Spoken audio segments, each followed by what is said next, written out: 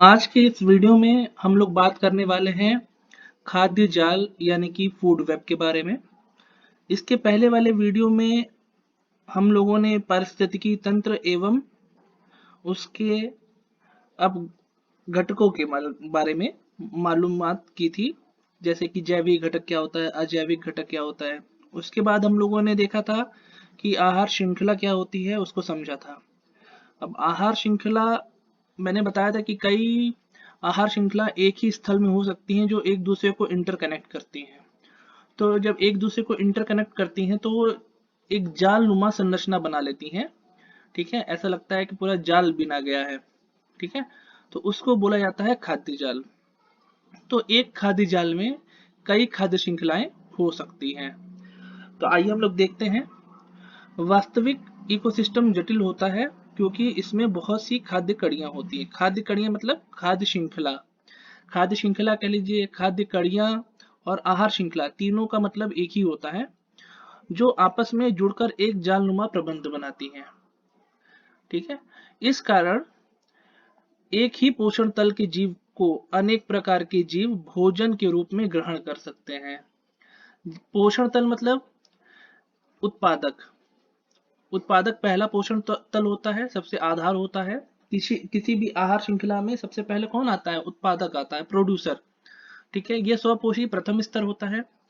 फिर उसके बाद प्रोड्यूसर के ऊपर कंज्यूमर आते हैं, जिसमें primary consumer, secondary consumer, tertiary consumer. ठीक है, यानी कि प्राथमिक उपभोक्ता, द्वितीयक उपभोक्ता, तृतीयक उपभोक्ता और किसी किसी में चतुर्थ उपभोक्ता भी आते हैं।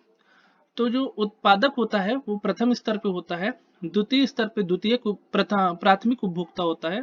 ठीक है, तो यहाँ पे जो पोषण तल की बात है, ये इसी को बता रहा है कि पहले तल पे कौन है? उत्पादक है। उसके ऊपर वाले तल पे कौन है? प्राथमिक उपभोक्ता है। उसके ऊपर वाले पे कौन है? द्वितीयक उपभोक्ता है। ठीक है, अब इसमें क्या है कि एक पौधा है, उस वो पौधा जैसे उत्पादक है, उसको मनुष्य भी खा सकता है जो शाकाहारी है, उसको बकरी भी खा सकती है, उसको टिड्डा भी खा सकता है, उसको खरगोश भी खा सकता है, यानी जितने शाकाहारी हैं वो पौधे को खा सकते हैं। ठीक है, अब खरगोश को मनुष्य भी खा सकता है, शेर भी खा सकता है, भेड़िया भी खा सकता है, बिल्ली भी खा सकती है।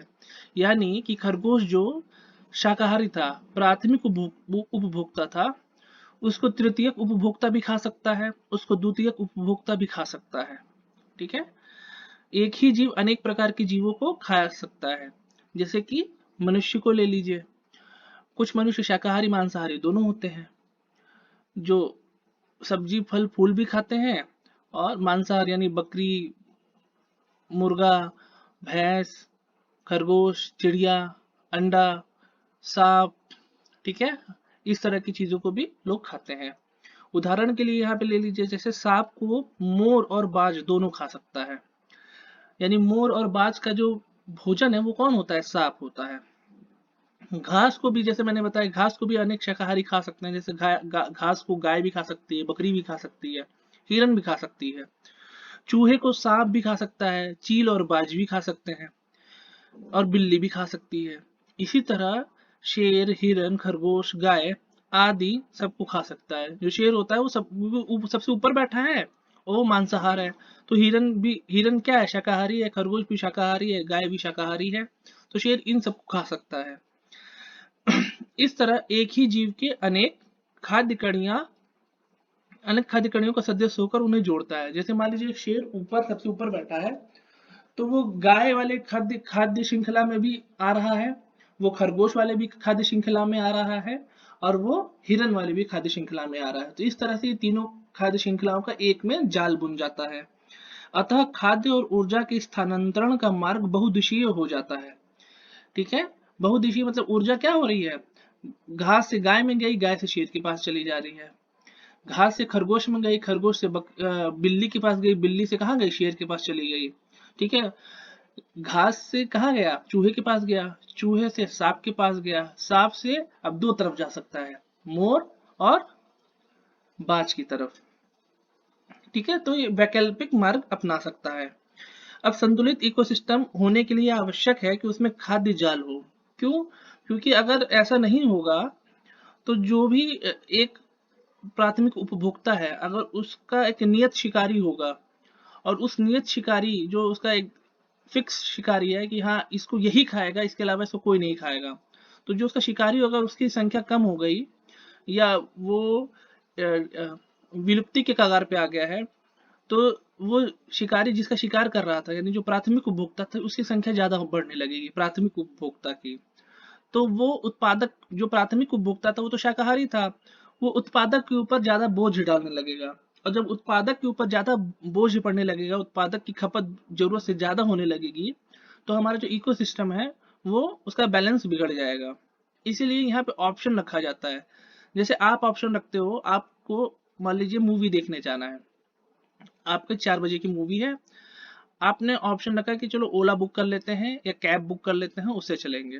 कैब आपने बुक कर ली, लेकिन आपने ऑप्शन में रखा अगर by the way cab time पे नहीं पहुंच पाई, ट्रैफिक में फंस गई, तो हम अपनी बाइक से चल चलेंगे या बगल वाली पड़ोसी भैया की कार ले लेंगे या अपने दोस्त को बुला लेंगे, उसको उसकी कार से चल चलेंगे। आप एक ऑप्शन रखते हो, तभी क्या होता है आपका जो संतुलन बना रहता है।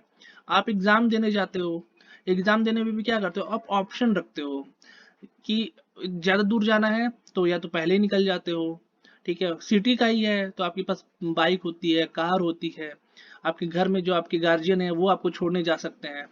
एंड टाइम पे मतलब मेन टाइम पे आपकी बाइक पंचर हो गई तो आप पड़ोसी की बाइक मांग के ले जा सकते हो, ऑप्शन आप रखते हो अपने पास, तभी क्या होता है संतुलन बना रहता है। तो ठीक इसी तरह यहाँ पे भी ऑप्शन है कि एक एक जो उपभोक्ता है उसको कई द्वितीयक उपभोक्ता या तृतीयक उपभोक्ता खा सकते हैं, जिससे प्राथमिक उपभोक्ता की संख्या में बढ़ोतरी ना हो, वो संतुलित अवस्था में रहें।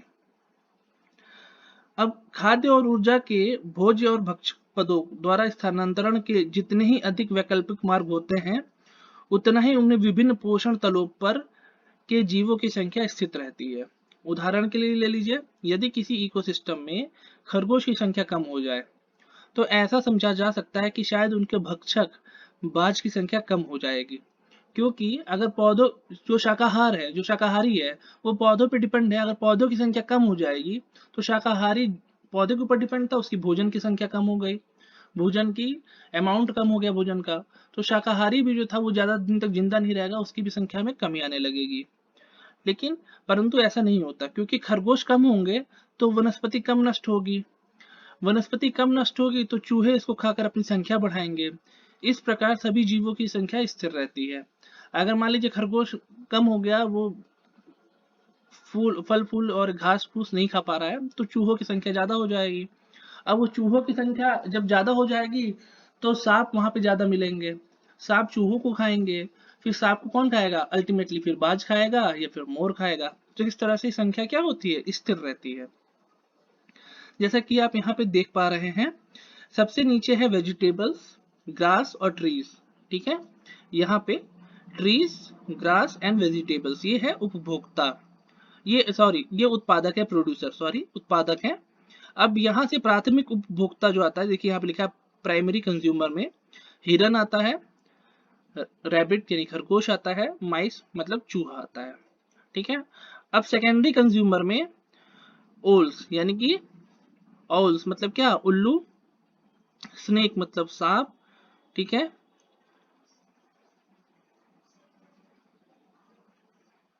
और यहाँ पे है इन सबको कौन खाता है, इन सबको खाता है माउंटेन लायंस मतलब जो पहाड़ों पर रहने वाला शेर है, ये सबसे ऊपर होता है। तो यहाँ पे देखिए किस तरह से ये खाद्य जाल एकदम बुना हुआ है, ठीक है, ये एकदम एक जाल की तरह बना हुआ है। इसमें देखिए क्रिस क्रॉस, यहाँ से देखिए इधर से क्रॉस हो रहा है, यहाँ से क्रॉस हो रहा है, तो और ये एनर्जी का फ्लो भी दिखा रहा है कि यहाँ से एनर्जी इधर जा रही है, यहाँ से एनर्जी इधर जा रही है। वापस ये शेर क्या हुआ, जब मर गया तो वापस डिकम्पोज कर दे रहे हैं और वापस एनर्जी कहाँ जा रही है, मिट्टी में आ जा रही है। अब हम लोग बात कर लेते हैं पारिस्थितिकी पिरामिड की।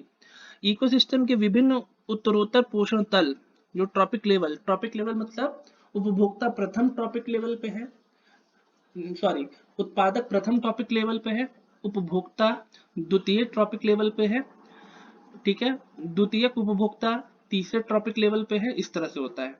ट्रॉपिक लेवल में खाद्य पदार्थों की मात्रा या जीवों की संख्या या संचित ऊर्जा के अनुपात एक पिरामिड के आकार का संबंध बनाते हैं।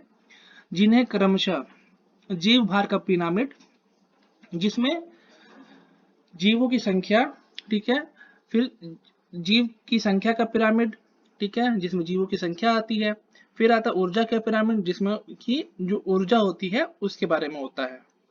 तो चार्ल्स एल्टन ने सर्वप्रथम ये संबंध बताया था। इन्हें एल्टोनियन पिरामिड्स भी कहते हैं, ठीक है।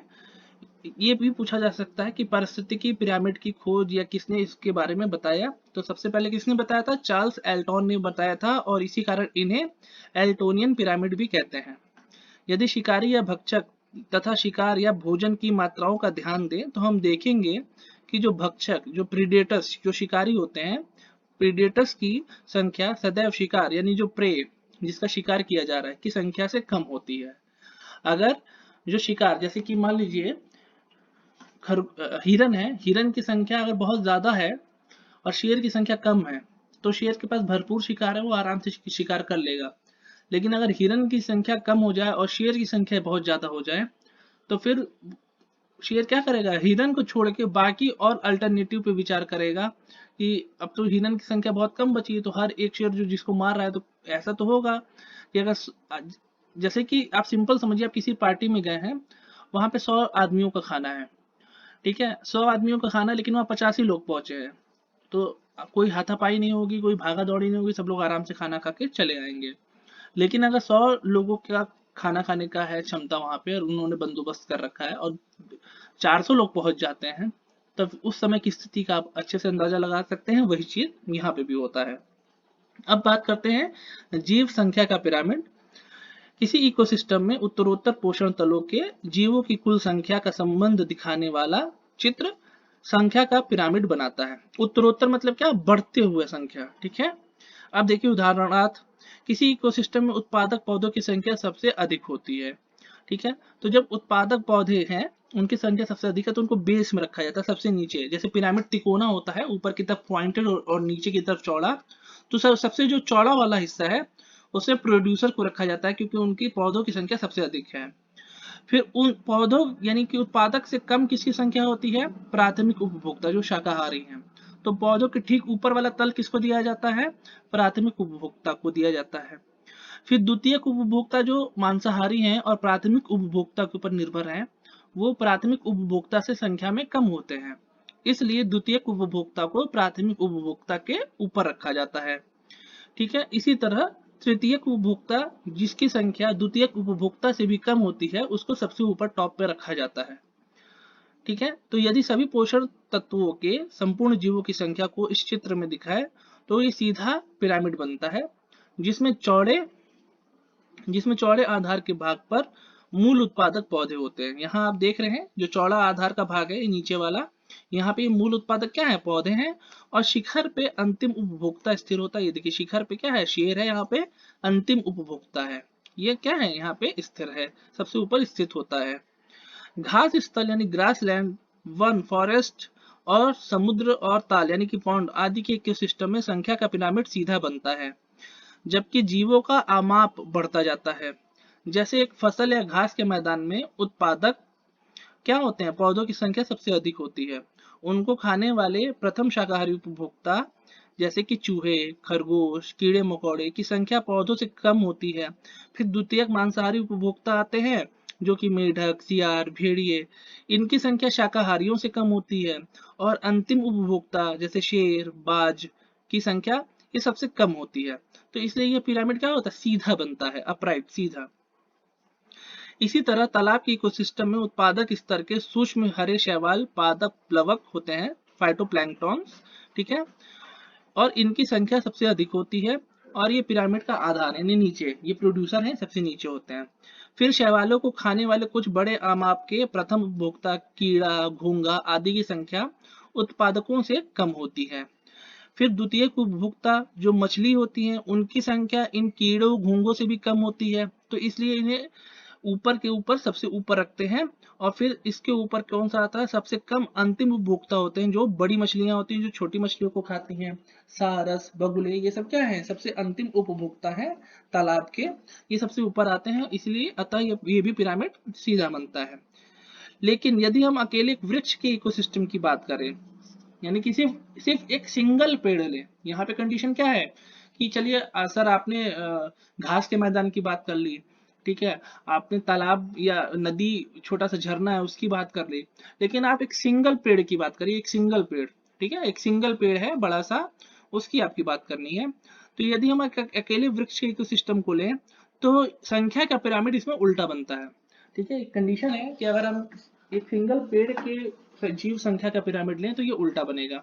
क्यों? क्योंकि जो एक अकेला पेड़ है उसमें फलों को खाने वाली चिड़िया की संख्या उस एक अकेले पेड़ की संख्या से अधिक होगी। यानी एक पेड़ कितना है, एक है, और उस पर ढेर सारी चिड़िया हैं, यानी जो शाकाहारी हैं वो क्या है, उत्पादक से ज्यादा हैं।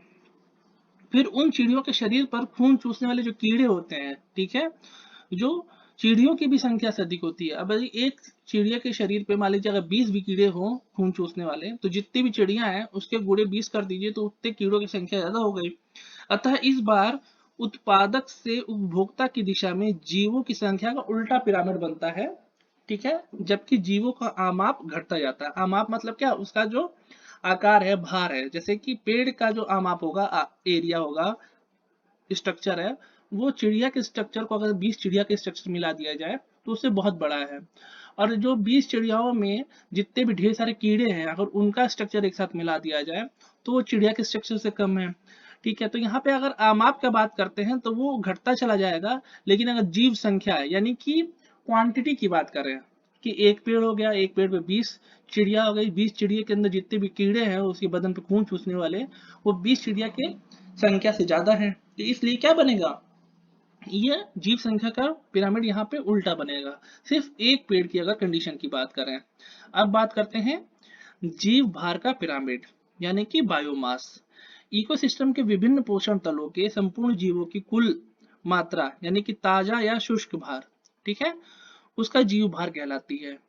किसी भी इकोसिस्टम के विभिन्न उत्तरोत्तर पोषण तलों के, उत्तरोत्तर मतलब क्या, ऊपर बढ़ते हुए पोषण तलों के समस्त जीवों के पूर्ण जीव भारों का संबंध दिखाने वाला चित्र जीव भार का पिरामिड कहलाता है। जैसे कि यदि हम एक स्थलीय इकोसिस्टम को देखें, यानी कि भूमि पर जो इकोसिस्टम है, पारिस्थितिकी तंत्र है, उसको देखें तो उसमें जो उत्पादक यानी कि जो प्रोड्यूसर लेवल के सभी पौधों का कुल भार सबसे अधिक होता है। यानी कि आप बगीचे में जाइए, ठीक है, सिंपल सा बगीचा है उसमें आप जाइए, तो उस बगीचे को मान लीजिए बाउंड्री वॉल से घेरा गया होगा, ठीक है। अब अपने शहर के या गांव के किसी बगीचे में जाइए, देखिए उसमें जितने पेड़ हैं अगर उनका भार आप नापिए तो उस पेड़ पर रहने वाले जितने भी जीव जंतु हैं उनसे हमेशा क्या होगा, बहुत ज्यादा होगा, ठीक है। तो पौधों का कुल भार सबसे अधिक होता है। फिर उसमें कम प्रथम उपभोक्ता स्तर के जीवों का भार होता है, ठीक है, यानी पौधे का क्या हुआ, जितने भी एक बगीचा था उसमें जितने भी पौधे थे उसका भार सबसे अधिक हुआ। फिर उस पे उपस्थित जितने भी चिड़िया, सांप, छिपकली, बिच्छू, ये जितने भी थे यानी जितने भी शाकाहारी थे, यानी चिड़िया क्या थे इसमें शाकाहारी थे, टिड्डे क्या थे शाकाहारी थे, इन सब का भार लिया गया, तो ये पौधों के भी भार से कम आया, ठीक है। तो इस तरह क्या होगा, चिड़िया का जो प्राथमिक उपभोक्ता था उसका भार क्या हुआ, उत्पादक से कम हुआ। फिर इसमें कम द्वितीयक उपभोक्ता स्तर के जीवों का भार होता है, अतः ये क्या होता है, इसका पिरामिड सीधा बनता है।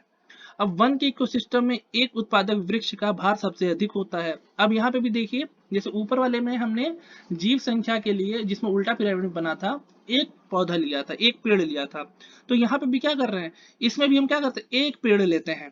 तो मान लीजिए एक हम फॉरेस्ट में जाते हैं, उसमें एक उत्पादक वृक्ष का भार सबसे अधिक होता है, उस पर आश्रित प्रथम उपभोक्ता यानी अगर उस पर 100 चिड़िया भी हैं तो उस पेड़ के बराबर का भार नहीं होगा, उस पेड़ के भार से कम ही होगा।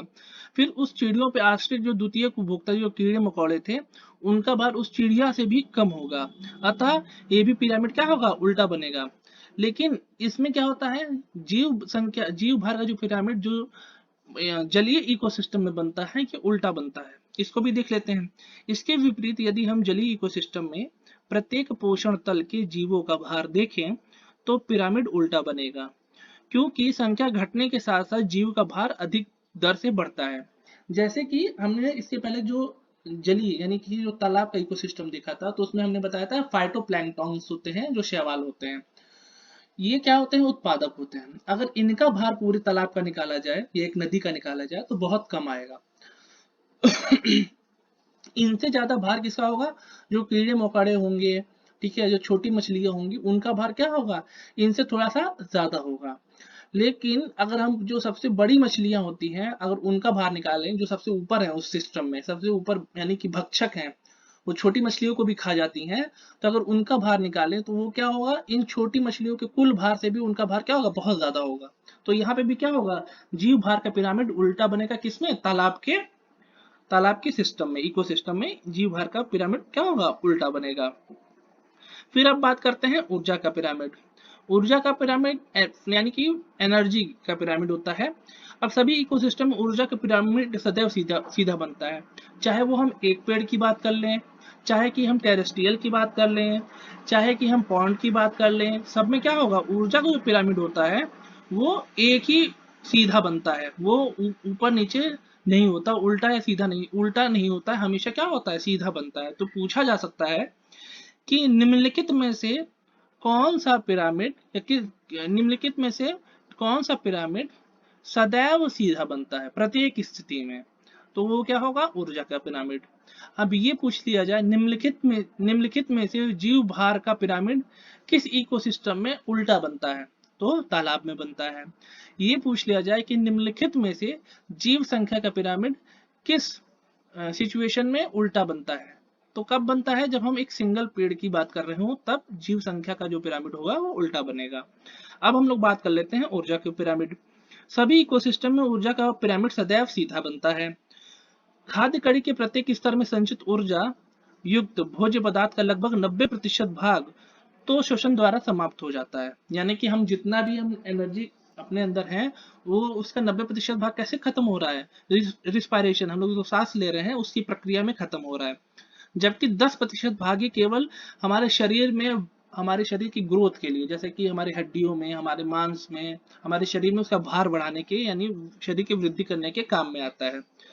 और जैसे कि मान लीजिए एक खरगोश है, उसने एक पौधे को खाया, तो पौधे ने क्या किया? उसने जितना भी सूरज से एनर्जी सोखा था उसका 10% क्या किया?